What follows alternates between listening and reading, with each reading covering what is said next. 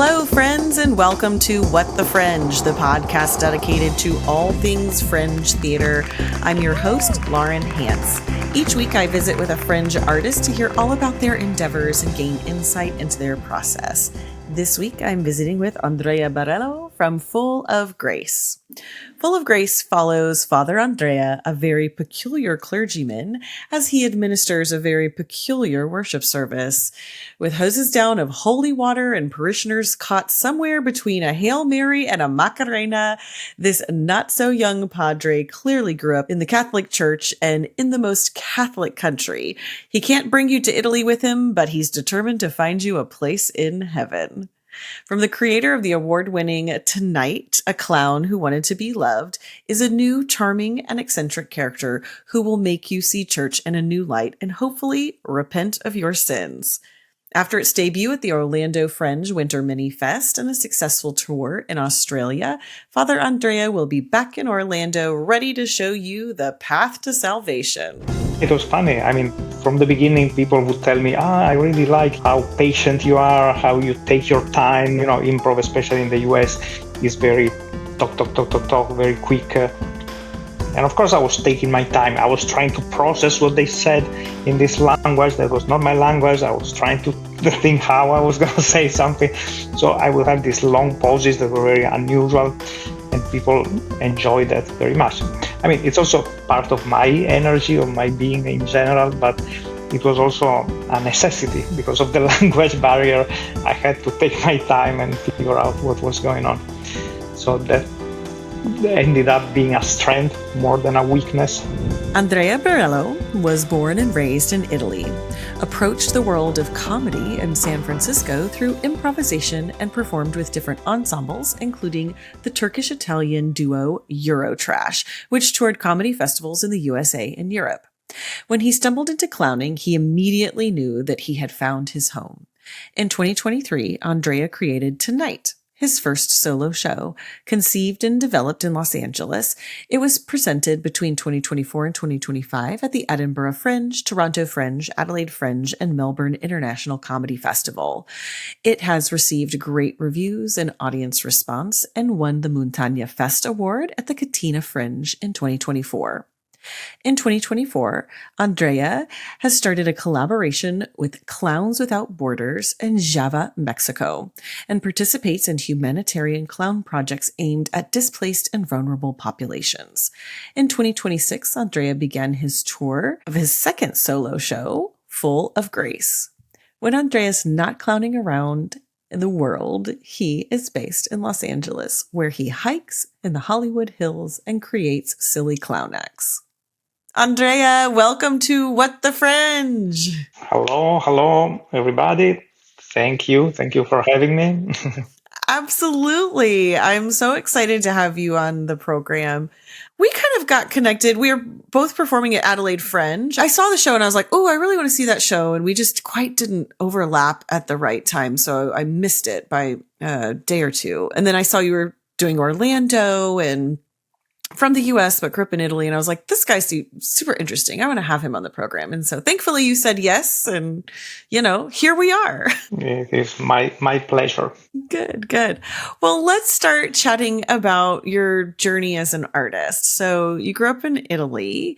We think of Italy as quite an artistic place to live. How did the arts impact you growing up there? Or was that even a part of your life? Yeah, in Italy, it's kind of wherever you are, you kind of grow up surrounded by beauty and arts and beautiful architecture or any kind of arts. Also, I came from a family that valued arts a lot. So, I grew up seeing art as something important. And specifically, I found myself really enjoying performance arts, any kind of live show, classical theater, experimental theater, monologues, any person going on stage and doing something in front of people in that moment always seemed magic to me. It always felt something like so special. Oh my God, this person is right there, right now, and they're doing this for me. But I never thought I could be that person on that stage. for a long time. Wow. Well, I always think of theater as a gift. And I love that you, as a child or even as a young person growing up in Italy, watching people perform, like received that, like, wow, they're doing this for me. That's really special. And now you get to be that for someone else. Do you find that impacts kind of the way you approach performing or how you kind of interact with the audience of like it's a gift, or does that have any impact on how you create? Yeah, I think so. We do this work and we always aim at being successful, getting recognition, good reviews, sell many tickets, get awards, all those things. But ultimately, when sometimes after a show, somebody comes to me and tell me, "Oh, I enjoyed it so much. Oh, you made me laugh so much. You made me feel like playing like a kid. I didn't feel this way a long time." That is really what drives me, and it's the best award for the work is getting this response from even from one person in the audience. Yeah, that's beautiful. So when did you move to the US, or did you move around before you came to the United States? That's where your home is now. How long were you in Italy? Kind of give me a picture of what that transition was like for you. I grew up in Italy. I did my studies there, and lived a good part of my life. But I was always curious about living in other countries. So I lived in Ireland for a couple of years. This is many years ago. I lived in Spain. I lived in Italy, but in different cities. And then about 12 years ago, I moved to the US, to San Francisco originally. And that's where I'm still at. Awesome. And so San Francisco was where you got introduced to improv and performing. So you weren't performing before you moved there. Is that correct? That's correct. Yeah. I was not a performer, with the exception of playing a little bit the harmonica in a rock band with friends when I was 20. If we take away that chapter, I never really performed. And when I got to San Francisco, somehow I wanted to experiment new things, push my boundaries a little bit. And I saw an ad about this improv class, and I decided somehow this thing caught my attention. I decided I wanted to try this thing. Wow. So you're one of those guys that showed up. You're like, I don't know what this is, but I think I'm gonna try it out. And now you're like touring the world. Yes, I had no idea what it was. Also going in a country where I lived just for a few months. English is not my first language. I literally don't know what I'm doing on a stage, but I know that I like to be funny. I know that I like to make people laugh. So I knew that. And I thought, let's try it. And I immediately loved it. That is quite brave, I think. And maybe people say that to you a lot. And I don't like when people say that to me. I'm like, I'm just doing what you're doing. But I think stepping into an improv class in a language that is not your first language and in a country where you have only lived for a very short period of time kind of blows my mind, because improv, you want to free your mind. I'm an improviser as well. So we want to free ourselves from judgment, and you also have to be able to think quickly, and you're having to go, am I saying this word correctly? Probably doing some word recollection. What was that experience like? And you still came out being like, this is the thing I want to do. So what was that transition like for you? It was really weird. I mean, for the first time, I was petrified. I was paralyzed with terror by the fact of being there and having to go up in front of the class and do something. It was so scary. But at the same time, the desire, the call for this thing was stronger than the fear. It was funny. I mean, from the beginning, people would tell me, I really like how patient you are, how you take your time. You know, improv, especially in the US, is very talk, very quick. And of course, I was taking my time. I was trying to process what they said in this language that was not my language. I was trying to think how I was going to say something. So I would have these long pauses that were very unusual. and people enjoy that very much. I mean, it's also part of my energy, of my being in general, but it was also a necessity because of the language barrier. I had to take my time and figure out what was going on. So that ended up being a strength more than a weakness, and that's funny. And I ended up putting out this improv duo with a person who is from Turkey. Also, for her, English was not her first language. So we were this bizarre duo of non-English speakers going around improvising in English, sometimes doing scenes where I was speaking Italian and she would speak in Turkish. And so literally no one knew what was going on because it was like using gibberish. We didn't know what we were saying. So that was fun. I think there's so much to learn. I mean, as an improviser, I'm just like learning from you right now of like the beauty of sitting in silence. I love starting a scene in silence. How long can we go without saying something? You know, because that is very, especially when you're in the moment, it's very interesting to watch. And so to know that you've got a scene partner that's doing that because their brain is still processing, but for you to be like totally present still is remarkable. I think that's great. Yeah, I remember one of the big influences of books that I read about improvisation was TJ and Dave, Improvising at the Speed of Life. And I love every page of the book, what they said about the patient, about building, feeling the temperature of the scene, of the relationship. Super interesting, super beautiful. Right. I think a lot of improvisers, especially when we're first starting, we get so nervous. It's just, I just have to keep talking. No, stop. Actually stop talking. That's the best thing for you to do. And you're forced to do that. That's good. Well, I want to hear about this duo, this Euro trash duo. How did you get connected? So it's a Turkish gal. How did you guys get connected? We got connected to the improv company school we were at, which is called Lila. It's in San Francisco. And we both learned there, and she proposed to me. She said, "Hey, what do you want to try a duo?" And I had seen some duos, and that was really the form that I liked the most in improvisation. So I thought, oh, yes, I do want to do it, absolutely. And so we started doing this thing together, and it was a lot of fun. And then this relationship from artistic relationship also became a life relationship. We became partners in life. It was a lot of fun. Wow. So was it part of your set to have a scene or something like that where you spoke Italian and she spoke Turkish? I'm getting so into the niche of improv because I'm such an improviser. And because it's like the beauty of that is you are literally talking two different languages. You understand what you're saying and the other person understands what they're saying, but you have to use your body, you have to use your face, you have to use vocal intonation to really communicate. And it really strengthens those skills.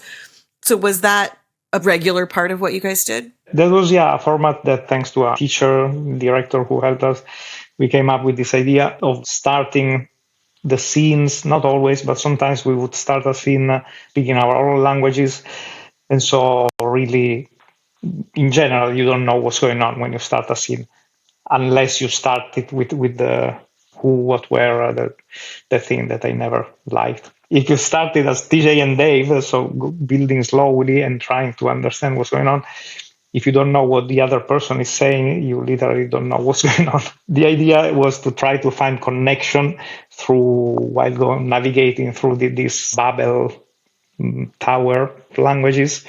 And at some point, when we felt like we had a feeling of what was going on, we would switch to English and we would start to speak in English. Yeah, it was very interesting. I must say, sometimes it worked really well. Sometimes it didn't work at all, as it happens in improv. It was very interesting process. Yeah, that forced us, to use more physicality and movement and listening in other ways. I was literally just thinking that. I was like, listening in other ways. You have to be so honed in on your partner to make that work. I wish I would have seen it. It sounds very, very cool. Well, I can see how that journey about the pace and then the guessing and, did it work out well? Did it not? How that would really lend itself to clowning and how you would kind of latch onto that. So when did you fall into clowning? Did you take a class or how did you learn about it? It all started with a workshop that Aslen, my partner, one day told me, there is this clown workshop in San Francisco, a weekend thing. We got to go. And I was like, sure, why wouldn't we? It's like any workshop, any kind of weird thing, a clown, sure. Again, I don't know what that is, but let's do it. And yeah, we immediately fell in love with clowning and initially trying to inject some of this clown experience that we started to build into our improvisation. But then, yeah, slowly over the years, then I moved away from more traditional improv because I felt more and more attracted to the clowning, to just playing with the audience. It's like, I don't want to be doing a scene on stage. I just want to play with the audience. That's the most beautiful thing for me in clowning, is breaking the fourth wall and creating this connection with the audience. Yeah. Which is fun. It goes back to that, what you said there at the beginning of the interview, that you loved watching people on stage and you felt like it was a gift for you. And so that it really makes sense that clowning has been kind of where you've landed. Yes. Yeah. So then what led you to make a solo show? This is your second one now, where you were like, I think I want to do this on my own. Yeah, I think probably the first inspiration came from going to Edinburgh. In spite of being a theater lover, I had never been to Edinburgh Fringe or Edinburgh Festival. And so in 2019, I went to Edinburgh just to watch. I knew some clowns from LA, so their shows, then they suggested me other shows. So I started seeing these clown solo shows and I was like, wow, this is really fun. It's really interesting. This is what I want to do one day. I was still far from that at that point. I was like, I want to do a show about what? What do I have to tell? What's my story? So it took a few more years to actually get there, going through the pandemic and then ultimately being laid off by my day job. And so deciding that I had no more excuses to postpone this project. And I said, this is going to happen now. This is what I'm going to do now. I love that the universe is like, you're not working, bro. You're going to go be a clown. Yeah. There was a clear sign from the clown gods. Absolutely. And then you've kind of gotten into humanitarian work. I'd love to talk about that briefly. I feel like I've heard about Clowns Without Borders before. And what made you interested in joining that? And what do you guys do when you travel? I've always been interested by this kind of work, trying to do something not so much for ourselves, because let's say when we go on stage, there is this big ego component. I want to be good. I want to be watched. I want people to like me and say that I was great. I think every single person who goes on a stage has at least a little bit of that ego component. But doing this really takes that away completely, and it's really trying to do something for someone else without, it's not about me, it's about them. And I had a clown friend in Mexico, Darina Robles, who runs a humanitarian clown, small organization. And I was always fascinated by her work. And I thought I really would like one day to do it, to join one of your projects, to do it. And so, 2 years ago, the stars finally aligned and I joined this project, also collaborating also with Clowns Without Borders USA. Yeah, it was a beautiful experience. In these tours, typically, every tour, every country can be a little different, but typically you get together with a group of clowns, 3, 4, 5, and put together a show in 1 day or 2 days. And then you start going around bringing this show typically to kids, but sometimes also to adults audiences. Going in the work, at least that I did, was mostly in shelters for migrants, but also in schools, also in remote communities where people don't really have access to performances of any kind.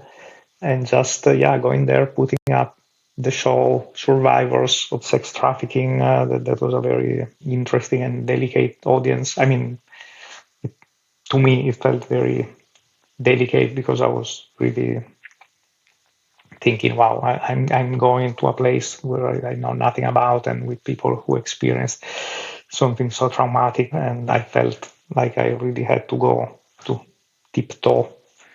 And I remember even saying, if you don't think I should be here for this show, I'm happy to step out. But everybody was okay with that. It's a beautiful work and seeing the smile on the kid's face. And sometimes we had this group of teenagers who were recovering from addiction situations. And they told us the most beautiful things after the show. They told us how we made them see life under a different angle. We made them remember that life can be light and can be fun and can be something different from the hard experiences that they were having.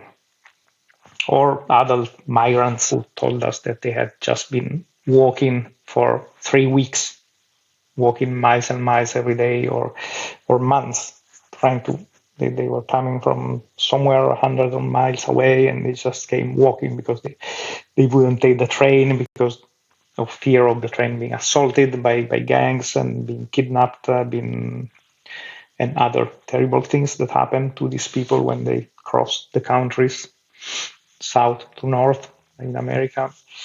So seeing a grown-up at 30 years old man being so happy and thanking us, and also being playful during the show and really laughing out loud and having a great time, it really felt. That was actually the first show that I did in my life as a humanitarian clown. Was this show? There were no kids at all.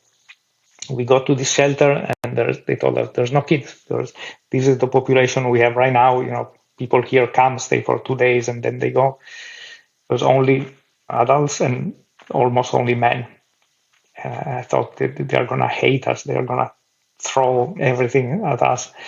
And instead, they loved it. And we had a beautiful connection. And we really brought a moment and happiness in their complicated lives. So I realized that it's such a small thing. It's like a little drop, but it's something. Yeah. It just reminds us of the beauty and necessity of the arts, and to be able to help people that have been through really difficult things remember that they were once little boys who played and maybe hopefully had seasons of their life that felt safe and secure, and that's still a hope that they can have. You know, I think that is very important work and really beautiful. Well, let's switch gears just a little bit. I could talk about that all day. That's really, really cool.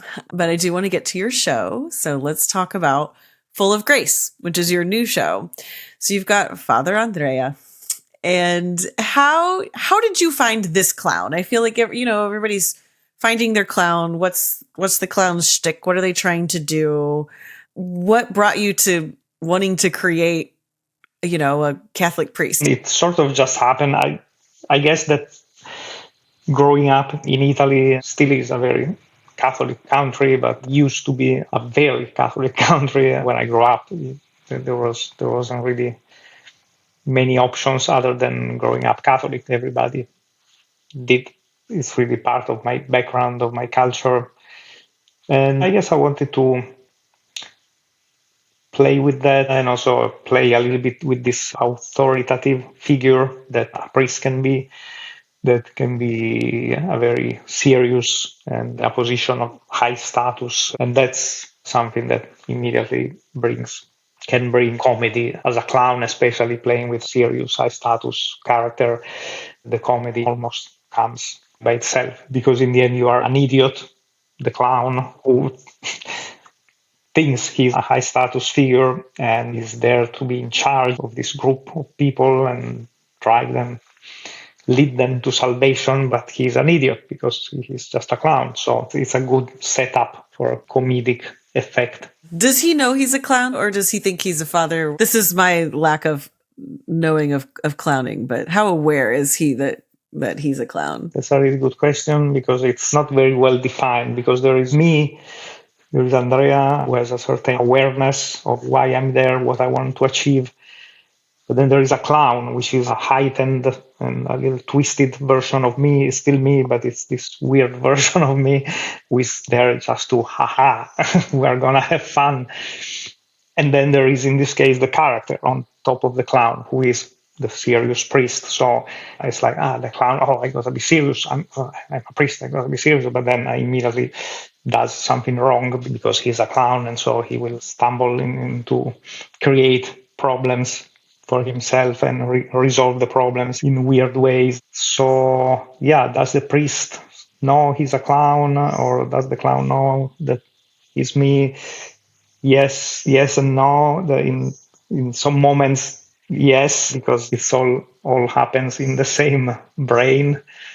But in some moments, no. In some moments, you get into that state where you're just there and you forget about those other people. Yeah, you've got a holy trinity happening on the stage. That is the answer. Thank you. What are you hoping people will walk away with from the show? Like, what's your goal? My goal is just to wake them away with a smile on their faces, just feeling, that was really stupid and funny. In the show, there is also a moment where I try to create a more, let's say, grounded moment. I'm a priest, so at some point, confessions time arrives. And I open my confessional and I wait for somebody from the audience to come up and confess. And I try to get something real. I mean, I'm not interested in sins. I like if somebody comes up and shares something truthful, something that is important to them, that is happening in their lives or that they feel strongly about. That can become very interesting. And then I try to also navigate through this thing, because sometimes people share really personal and strong things about relationships in the family, about romantic relationships, or about problems. I try to navigate through that thing, trying to remember that I'm not actually a priest, and especially I'm not a therapist, so I shouldn't be giving advices or anything like that. But it creates sometimes a really sweet moment that I realize that the audience really enjoy. They're really, oh wow, this is we're not anymore in Mr. Bean land, and now we are in something real. And then after that, I go back to silly land. So I also like to give a little bit of that. People walking away with a smile, but also thinking, that moment was nice, made me think about something in my life. Sounds like my type of show. I love something that has a little heart in it. So I would dig that for sure. So how much of this show is it mostly physical? Is it very verbal? I haven't seen it yet, so without giving away too much, I suppose. What are the elements for this clown? How's he kind of navigating life that way, physically, verbally? It's in between. I do talk. My first show was entirely non-verbal. It was all visual gags. But in Full of Grace, I do talk, but there's also a lot of visual gags and things, playing again with the symbols of church, so playing with the cross sign. Even, I talk because I say, Nomine Patri, Filii, Spiritus, but then the comedy happens on the gestures, on the movements. It's not really heavily text-based. Does he speak Italian a lot? Interestingly, he speaks some Latin or gibberishy Latin. It's just random words in Latin that don't make any sense in that context. Italian, not so much, but maybe I could bring in more Italian into it. He's an Italian priest, isn't he? Yeah. Padre Andrea is definitely Italian. Of course he is. He has to be. There you go. Well, I've got my last question for you. It's the famous last question. So what has been your most interesting or awkward or beautiful Fringe interaction that you've had? You've been touring now for some time. I'm sure you've got a handful of stories and could share a good one with us. I'm going to go for the beautiful one. And that's something that happened when I was in this Fringe in Italy, the Catania Fringe. And I did my first show there. And that show has a moment towards the end that is a moment of sadness. There is a sad song and there's a change of lights, of atmosphere, everything. I'm sad because I'm alone. I've been abandoned. So I'm sitting in this moment alone. Without explaining too much, at some point I have a paper sheet on my face. That day I'm doing the scene, I'm doing the thing as usual, and I knew there was a girl in the audience with some mental disability. So sometimes she would speak out loud or do things that were a little unusual from an audience perspective. So I'm doing this thing, I'm with a paper on my face, and at some point I cannot see because I have this thing on my face, but I hear and I feel that somebody is coming on stage. And then all of a sudden, this girl who comes on stage and hugs me because I was playing this sad moment where I'm alone and I'm sad. And she came up and she hugged me. And that was just incredible. I stayed with her and we hugged for a moment and then we held hands for a while, just without saying anything, just smiling. And then a song ended and I was about to go back to my routine, to the ending of the show, but then I stopped and I told the audience that normally there would be an ending to the show, but that was the ending. That felt like what just happened was the end of the show.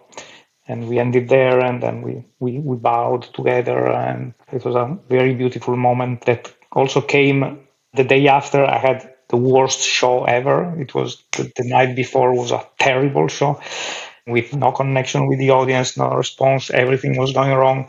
A reviewer in the audience that clearly hated the show, all those things together. And the day after, I get this, which is still now the most incredible gift that I got while doing a show in my life. Wow. I feel like the audience just got the show of a lifetime. That's something that sits with you for years after you see it, I would think. I love that she was so moved and felt so connected to you that she had to come. You must have done something in her spirit of making her laugh and enjoy, and then for her to feel so sad for you that she wanted to hug you. And that is remarkable. I'm so glad you shared that. Thank you. Well, Andrea, it has been wonderful having you on What the Fringe today. Thank you so much for coming on. I appreciate it. Thank you so much for having me. This has been a real pleasure. And I hope we will meet in real life at some Fringe, probably. We totally will. Absolutely. All right. Well, Andrea's first show tonight, A Clown Who Wanted to Be Loved, will be playing in Taiwan at the end of April. And then Full of Grace will be playing at the Orlando Fringe this May. You can keep up with Andrea on Instagram at algobarak and on Facebook at aldo.barak. And I will put those spellings in the show notes so you can click those and know exactly where to find him. What the Fringe is produced and hosted by me, Lauren Hance. This episode was edited by Ben Ellis of Renowned Media, and those sweet tunes you hear provided by Paul Snyder of Orchestra of Sound, and our logo was designed by Ruby Arnold of Ruby Makes Things. What the Fringe can be found on your favorite podcast platforms and now on YouTube. So be sure to hit that subscribe button so you can stay in the know when new episodes release. Keep up with What the Fringe on Instagram at whatthefringe_productions and find us online at whatthefringeproductions.com. Being a performer is hard, and like sometimes your family doesn't understand what you do and they try so hard to connect with you, and it is really sweet. And they always say things like, I was not a performer, with the exception of playing a little bit the harmonica in a rock band with friends when I was 20.